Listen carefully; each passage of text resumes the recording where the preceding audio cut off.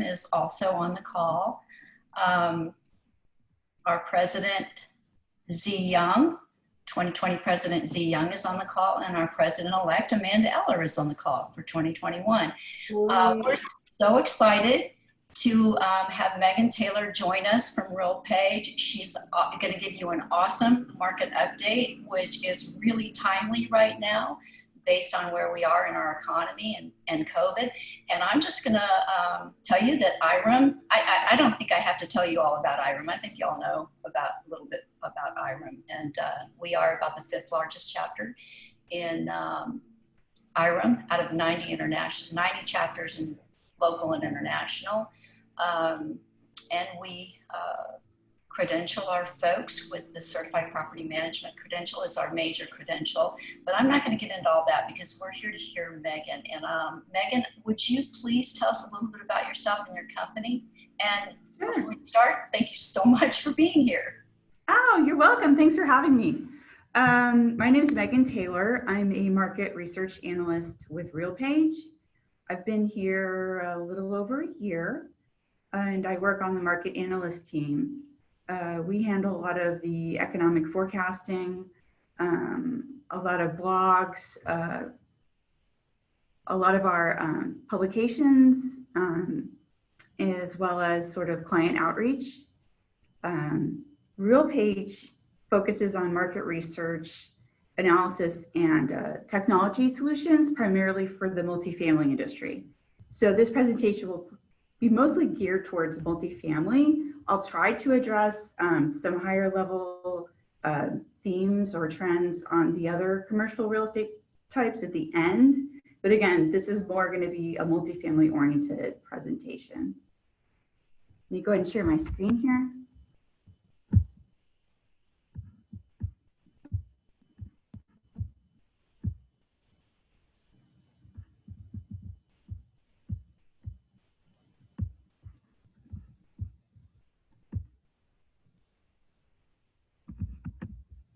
All right, can everyone see that okay? Looks Everyone's great. on mute. Okay, great, sounds good. Okay, again, we're gonna do a DFW market update. But I'm gonna start off with US market overview, just so we have some sort of context on how DFW is performing relative to the rest of the nation. And our third quarter numbers just came out yesterday. So, so it's exciting to see, you know, how the trends are shaping up for 2020. Okay, first let's look at U.S. demand, and just kind of at a high level, jobs are the key demand driver for apartment rent growth. There's like a 91% correlation between employment and rent growth. So, those are really tightly correlated, but so right now, you know, we had a big loss in jobs, but jobs won't necessarily impact multifamily as negatively, maybe as it might have, because, you know, the economic downturn won't necessarily turn people out of their apartments, similar to the great financial crisis maybe, because a part of this too is a health crisis. So the situation is a little bit different this time. This is just kind of a high level, it's a little hard to read, but it's a high level chart of, you know, looking at April. So the blue bars are April job losses, and these are in thousands, obviously. Leisure and hospitality was definitely the most impacted with the shutdown of restaurants, bars, travel, tourism, etc.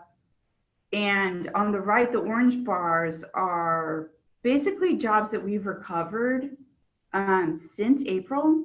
So jobs recovered since in May, June, July, and through August now. So we're recovering, but we're not where we were before. So it's a slow recovery. And even like government, for example, has even lost more jobs, which is a little surprising. So we're making headway, but we're still pretty far from where we were before COVID arrived.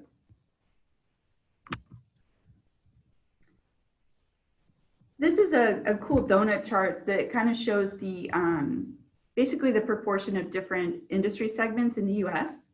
And at the U.S. level, leisure and hospitality is around 11%. And leisure and hospitality, again, as we saw, they had sort of the most job losses in April, and they generally are the first impacted in economic downturns, but will tend to recover a little more quickly. And if we look here, the metros in the U.S. that are have the highest percentage of leisure and hospitality jobs are probably not surprisingly Las Vegas and Orlando. And to contrast that, Dallas is probably a bit closer to 8%.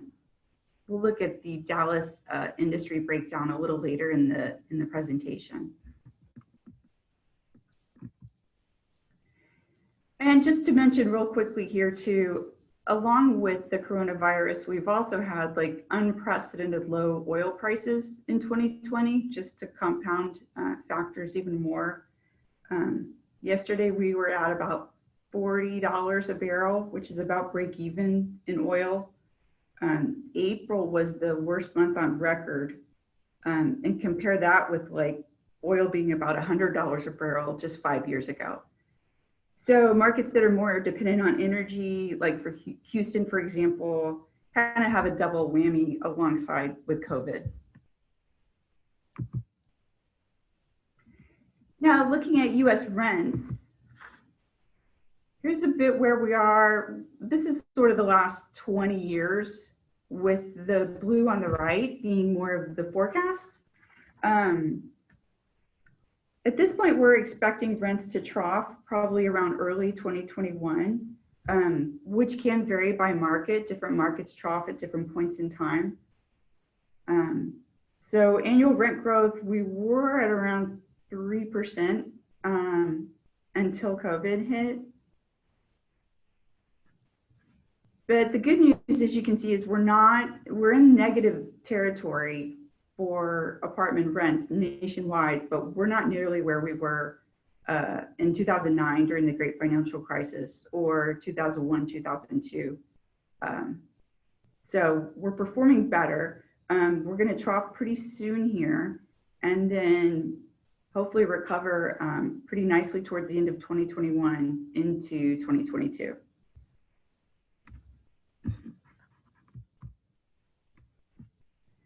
This chart shows new lease monthly trade out for actual new leases. So signed new leases, signed renewal leases, and then a combined rate. So we can see it kind of really degraded around the March, April timeframe. Started to pick up again around May, but it's sort of flat right now. It kind of turned sideways in August. So we're not increasing at the same rate, maybe as we were a month or so ago, but it's still improving. So it's improving, but it's improving slowly, particularly relative to where we were.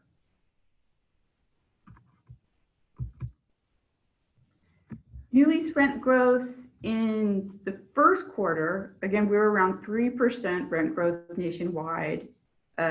This shows the Class A, B, C unit breakdown. 2.6%, Class B was leading at 3.1%, Class C was 2.7%. And then we can contrast that with third quarter. So Class A rents are down 2.8%, B is down 1.2%, C is still positive at 0.3%, so it's performing a little better. And Class A rents and these are annual rents. So Class A rents have been negative for 2 consecutive quarters, and B just went negative. But overall, the US is at negative 1.3%, which, just to kind of go back again, really isn't as bad as we saw, particularly back in 2009. So overall, we're probably doing pretty well considering the amount of economic impact this coronavirus has had throughout the nation, and should be bottoming pretty soon. looking at occupancy here, we had a multi-decade high in fall 2019, so pretty recently here. And for most markets, sort of similar to rent growth, we're expecting a trough in early 2021 with rates picking back up later in the year. But again, that could vary by market because different markets have different structural drivers. So those can vary, but overall, we're expecting sort of an early 2021 trough again. Occupancy in the US in third quarter registered at 95.7. So still really healthy. Class A, B, and C are really healthy rates. Class C is leading right now. But these are, I think these are really positive, and they're up a bit from second quarter readings levels too. So we're doing pretty well so far at this point in the year. Resident retention in particular is increasing, and it's going to likely continue to increase. These are for the top 50 markets. Basically, many people are just choosing to stay put in their units. And not only just because of economic uncertainty, but I think just the health and safety concerns right now. A lot of people are just choosing to stay put. So third quarter retention, Class C is up to 62% retention. And just overall, you know, for 2020 so far, we're almost at 56% compared to, you know, 10 years ago or so, we were just closer to 50%. So that's gone way up, and we expect that to probably continue to keep increasing in the near term at least. Let's look at US supply. Apartment building has been hitting multi-decade highs. I mean, as you can see here from the year 2000 through 2020, under construction just shot way up. But it is sort of peaking. So that's a good sign. Expect delays to probably even that number out a little bit, but not significantly. So with construction sort of peaking now or just, you know, earlier in the year, then completions kind of are about a year out from the construction. So that'll peak kind of mid 2021. So around this time next year is when we'll see that peak. In terms of metros with the most construction nationwide, Dallas-Fort Worth has been #1 for a while, for a few years. And in fact, Texas has a lot of the new product on the way. You can see the other markets kind of spread out here. Phoenix is growing very quickly too. Seattle, LA, Charlotte and Atlanta have got a lot of new supply. And then there's a big ramp up on the East Coast too, especially DC and Newark, New Jersey.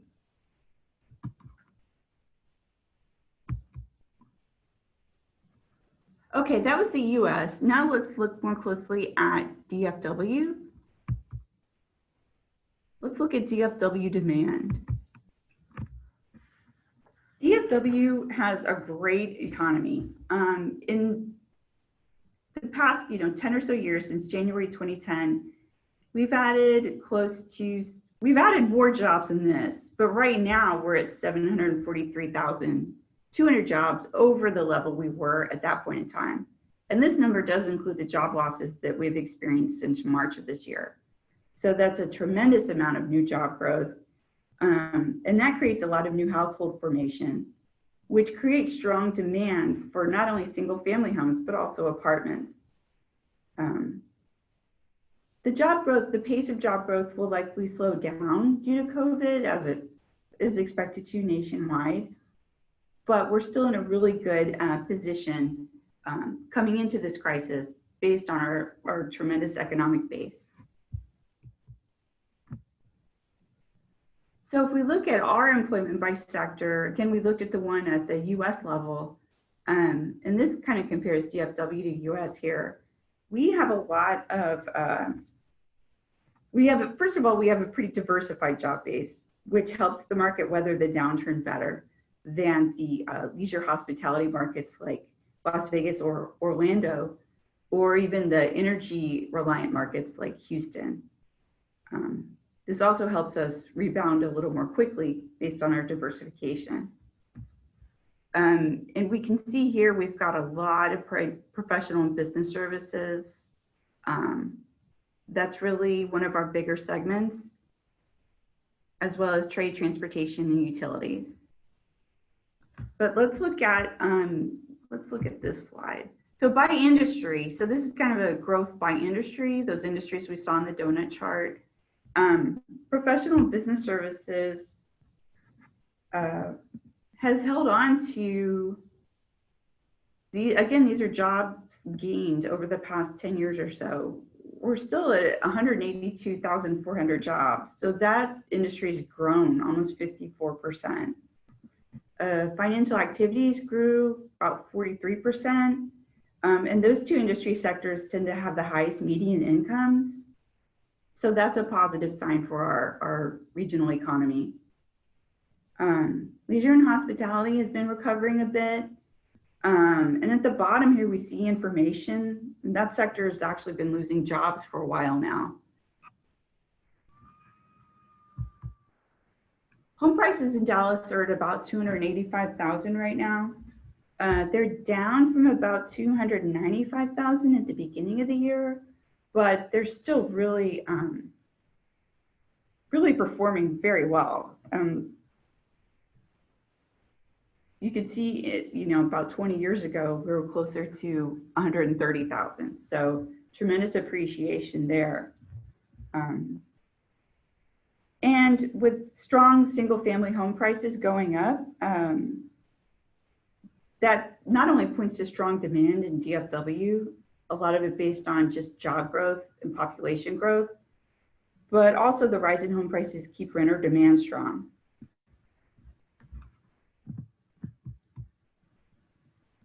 Looking at population growth, this was over last year, approximately, 2019.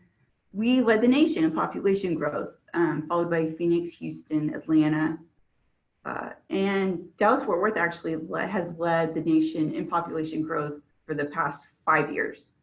So still just growing tremendously, population-wise, employment-wise, very, very positive for our economy. Looking at Dallas-Fort Worth rents, Dallas rents generally track along with the national norm. So right now, Dallas overall is at about -1%. So we're ahead of the nation right now by about 30 basis points.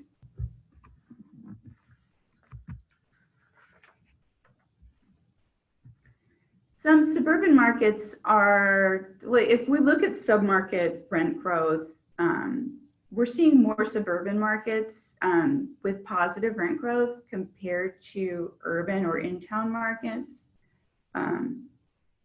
It's sort of a generalization, but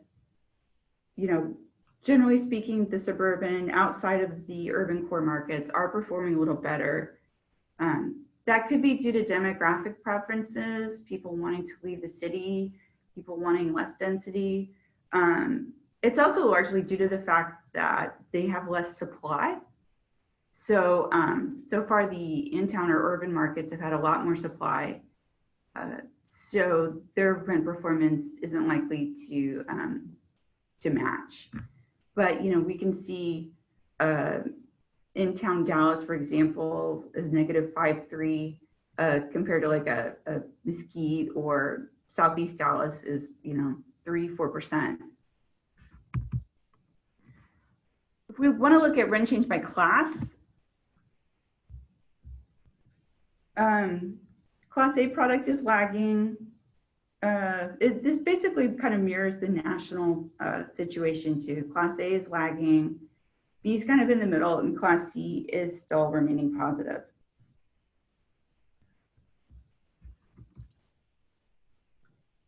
The typical monthly rent price in DFW right now is $1,012, and compare that to the U.S. average of $1,417. And DFW rent's actually even lower than the average for the South region, which is almost 1,225.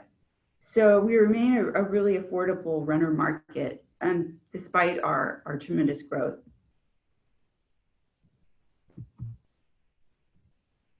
This kind of compares urban core performance compared to the metro performance. Urban core rent growth will generally lag. Actually, in-town Dallas has lagged the metro since about third quarter 2012, which was pretty much around the time when units under construction just completely ramped up to historic highs. There were like over 3,000 units under construction at the end of 2012. So that's kind of when that shift happened, and it's sort of remained that way since. We can also see that in-town Dallas has gone into negative territory a bit sooner. We're expecting both of these trends to trough sort of later this year, or again early 2021, or just sort of stay flat a bit through early 2021.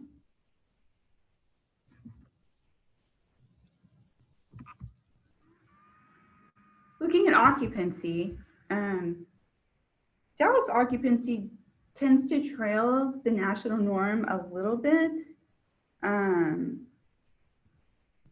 But Dallas is a low barrier to entry market. So like a lot of low barrier to entry markets have a lot of land. There's a lot of room to build. So a lot of those markets generally tend to trail the US average. So this is pretty normal. Right now we're at 94.5, so again, really healthy. Nationally, I think occupancy is doing really well too, despite the current situation. By class, DFW occupancy is again strongest in Class C. Class A and B are doing well too.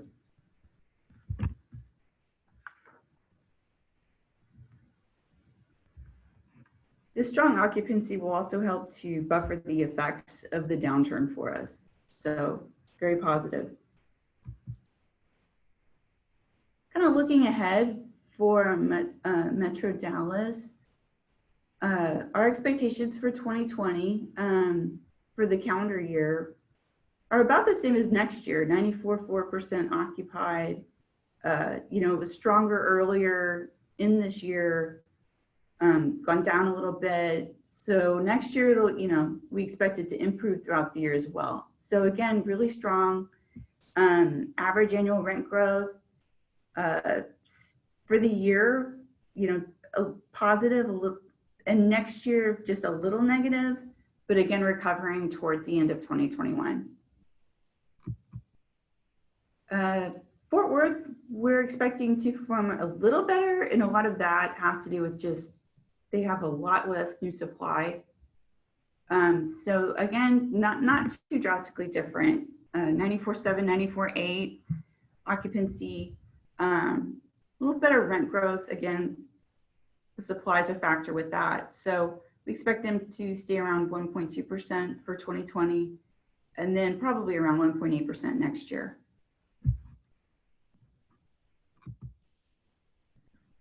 DFW supply, let's look at that.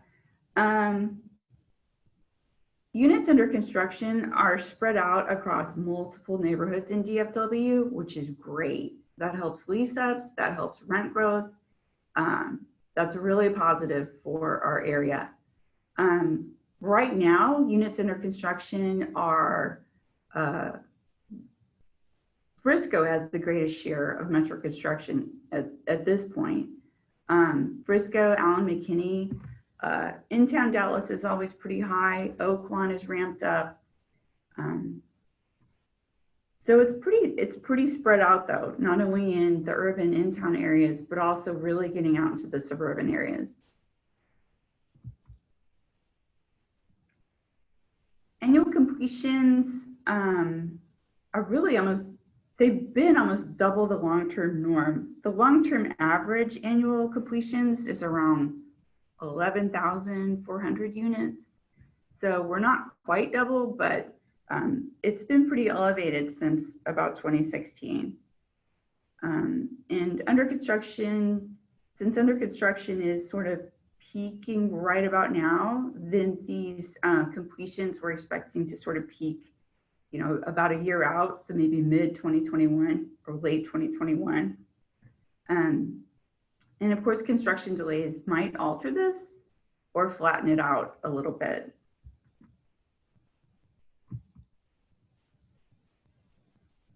We've received almost 180,000 apartment units in the past 10 years or so. The good news is, again, like we touched on before, they are fairly spread out and they're becoming increasingly spread out, which is great. We're seeing a lot of backfill in urban neighborhoods, and we're seeing a lot of suburban or, you know, other areas around Dallas and around Fort Worth really ramping up. Like look at North Fort Worth Keller, it's almost 1,600 units. Louisville Flower Mound's getting almost, 1,100 units. So that's really positive. A lot of these areas are really seeing a lot more supply.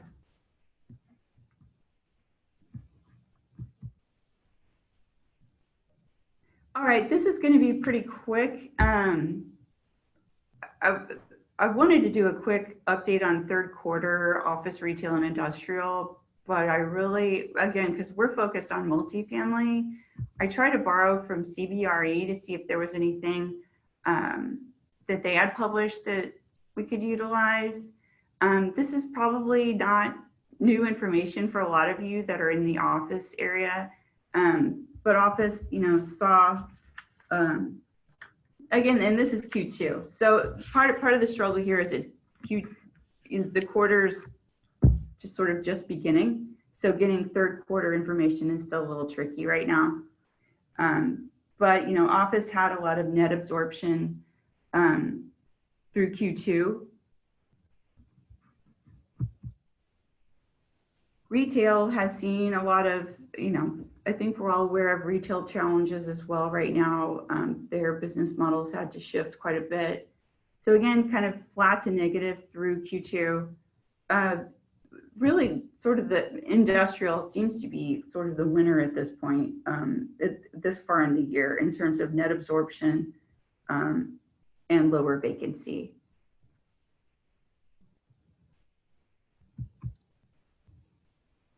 All right, so sort of wrapping up here a bit, the key takeaways from this, I'd like you to remember that our strong occupancy in early 2020 really provide a cushion for the downturn, even if it does continue to,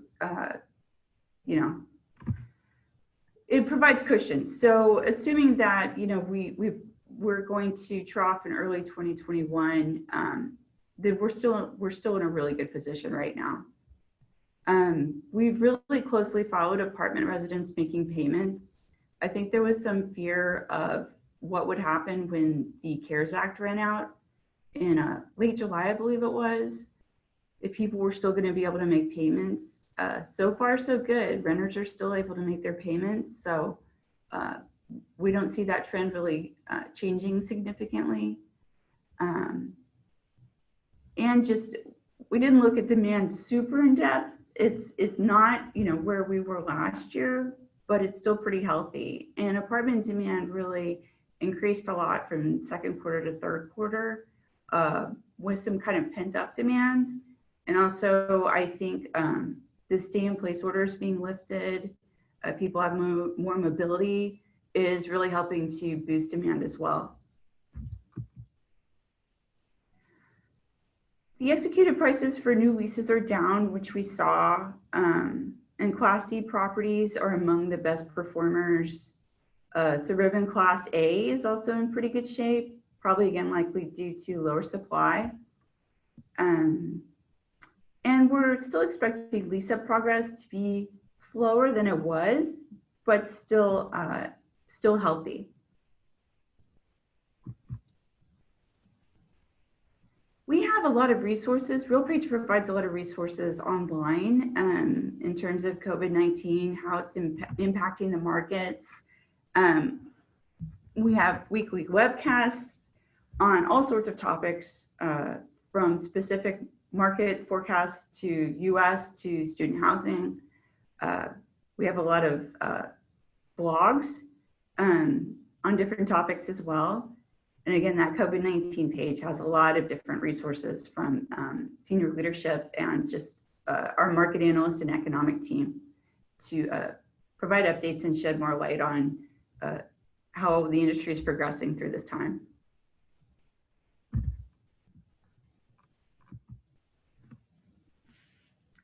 Okay, everyone, I think now I've reached the end of the presentation. If we'd like to open it up for questions.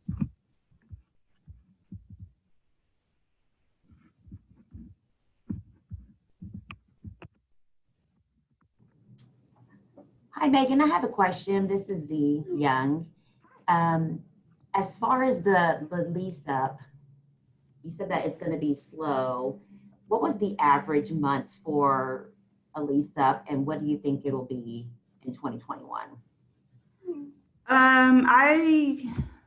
Average month for a lease up.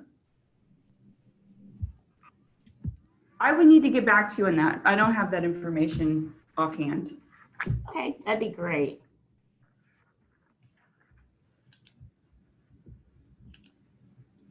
And then I have a follow-up question. How do you think the market will do in Austin?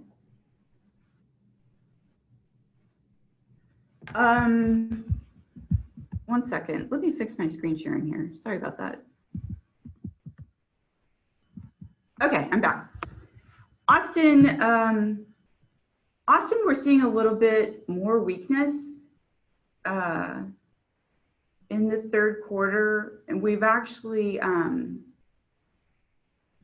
Austin has a lot of supply. So it's, and you know, Dallas does too, but Austin has a lot coming online, and its rent performance was a little weaker in the third quarter than I think we were projecting. So because of that, we've somewhat downgraded our rent projections.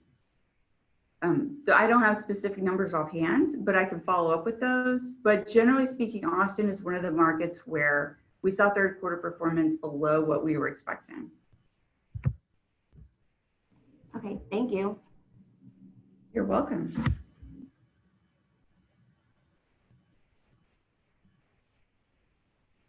Any more questions, folks?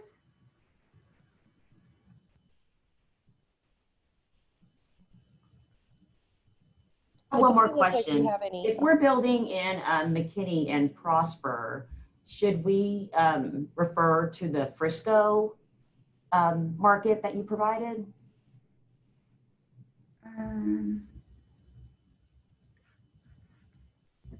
I think so. I would honestly need to double check that. We have a submarket map that shows very specifically what's included in the submarket and what's not. So depending on where the property is located, I believe it would be in that submarket, but I would have to double check. Great, thank you. You're welcome. I'll give others a chance to ask questions now.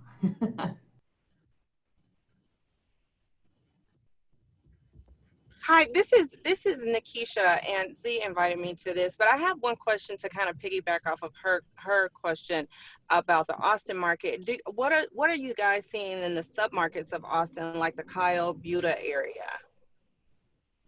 I don't know that offhand. I would need to. I can get back to you on that for sure. We just released our third quarter numbers yesterday, so I think we're still sort of absorbing and understanding what has happened. So, so yeah, I would need to follow up with you. Okay, thank you. I appreciate it. Sure.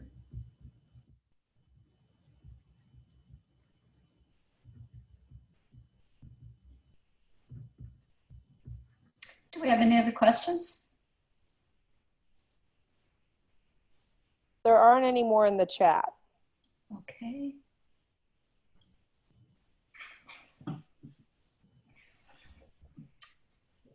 Well, if there's no other questions, we really want to thank you so much, Megan, for your presentation. Wow, you had a lot of information.